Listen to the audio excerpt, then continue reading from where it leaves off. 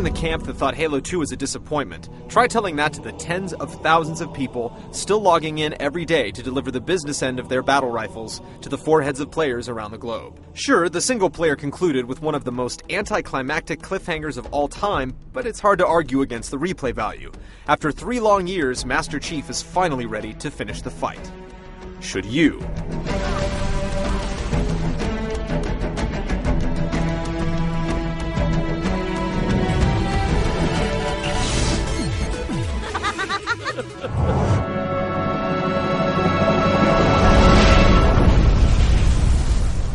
Halo 3 doesn't wait long to sew up the loose ends from the second game, as Master Chief finds himself on Earth, where he's forced to take up an alliance with the Arbiter.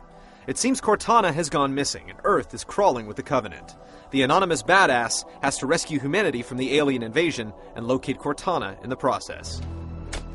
With the Arbiter as sidekick, Halo 3 could have easily turned into a bad buddy cop story. However, it's handled with deft hands, as the motivations of each character create constant tension and second-guessing throughout. Halo 3 is supposed to represent the end of the story arc, and this is definitely the case. Some heavy stuff goes down without the melodramatic meter busting its needle. Ma'am, squad leaders are requesting a rally point. Where should they go? To war. And while the story doesn't transcend the genre, it's some pretty engrossing stuff. Just be warned, if you haven't played the prior games, you might want to brush up on your basics, or you'll find yourself lost.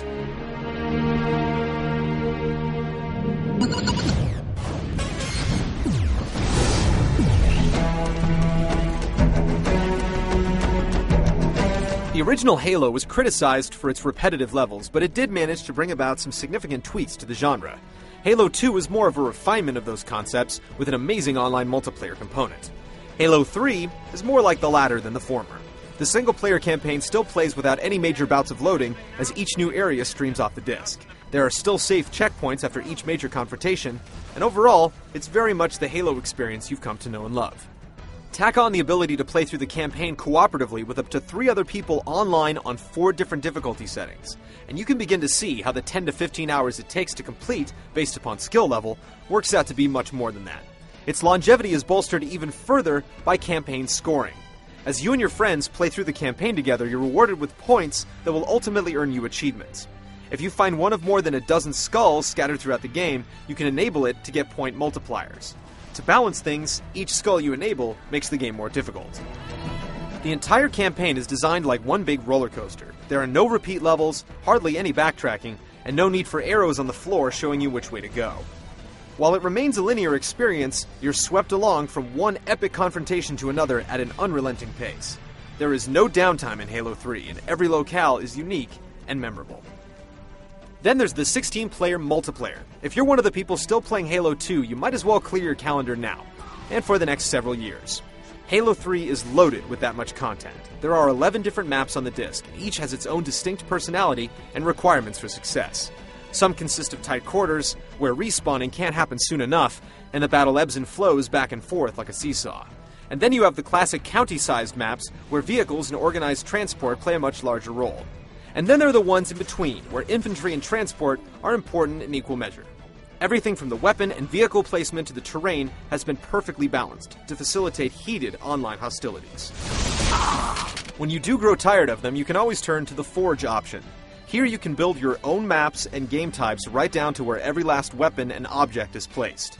You're given templates to work from, and the interface is so easy to use that your imagination is free to run wild. You can then upload your creations for others to play and rate, ensuring that the cream always rises to the top. The final new feature is the Movie Maker. Ever want to remind a friend how you stuck him with a grenade and relive one of your finest moments on the battlefield? That's what it's for. You can save the relatively small files on your hard drive and then send them to friends or snap some screenshots. It works well, though we would have liked to have the ability to edit multiple clips together or export clips so that they could be used by other pieces of hardware. Halo 3 is like your girlfriend's vacation suitcase. It is bursting at the seams. There's so much to play and fiddle with that we can't imagine getting more entertainment value out of $60.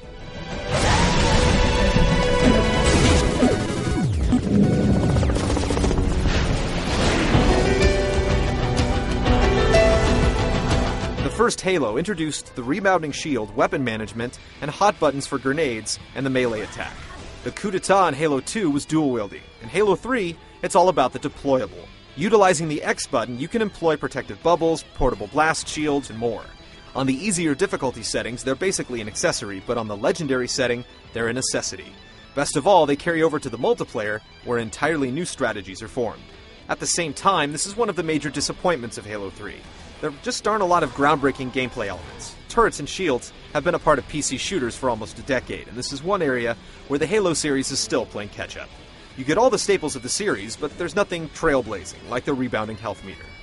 That's not to say that there aren't more additions, though. You get a small arsenal of new weapons like the Spartan Laser, which takes an irritating 3 seconds to fire but deals an exorbitant amount of damage, the practically worthless flamethrower, and a brute shotgun.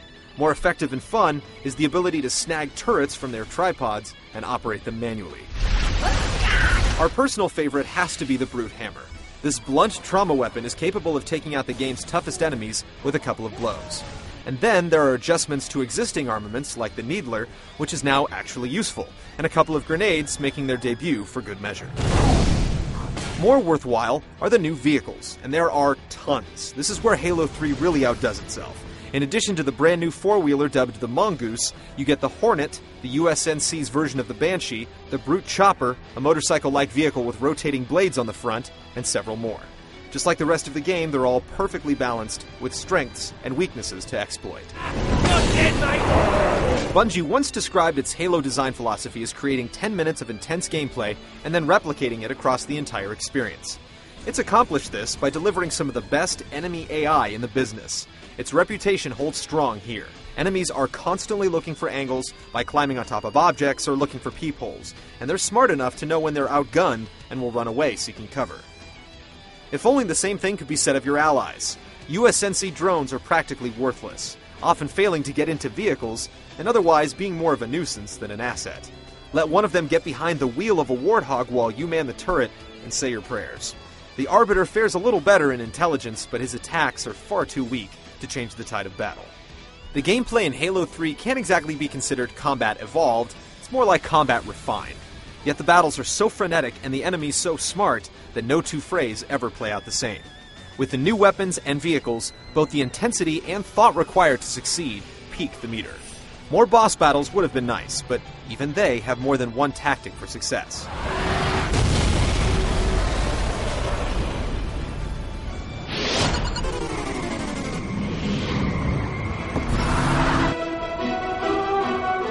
The first two Halo games set technical benchmarks on the consoles, but this is one area where Halo 3 will be a disappointment for some. It's definitely not the best looking console game on the market, or even its platform, but it's still bursting with visual trickery and eye-popping scenery. It also manages to run in a rock-solid clip while splashing literally dozens of enemies across the display, all engaged in combat with explosions, vehicle damage, and some incredible physics commencing at once. The real sore spot is the character modeling. They simply don't look as good as you'd expect. The audio pulls no punches and manages to trump the visuals by a substantial margin. There are so many different audio clips for Allied soldiers that you'll be hearing new ones right to the end. Hurl next time. The writing is sharp and witty, and the voice acting throughout is impeccable. Check it out. No way. A Spartan? For real. You better not be. Oh man, he's here. Once again, the score comes shining through and kicks in at all the right moments, sending those chills up your spine that only gaming can provide.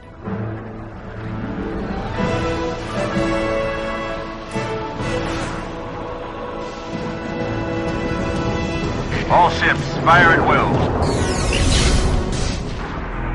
Halo 3 is one of the most engaging, polished, content-laden pieces of software you'll ever play. The single player winds down the story nicely while providing one epic confrontation after another, and you'll want to finish the fight several times over. It's relentless, finely crafted, expertly tuned, excellently paced, and incredibly satisfying. And where replay value is concerned, few console games are in the same galaxy. Raid the couch, search the car, and whatever else it takes to pay for Halo 3. The Chief is no thief.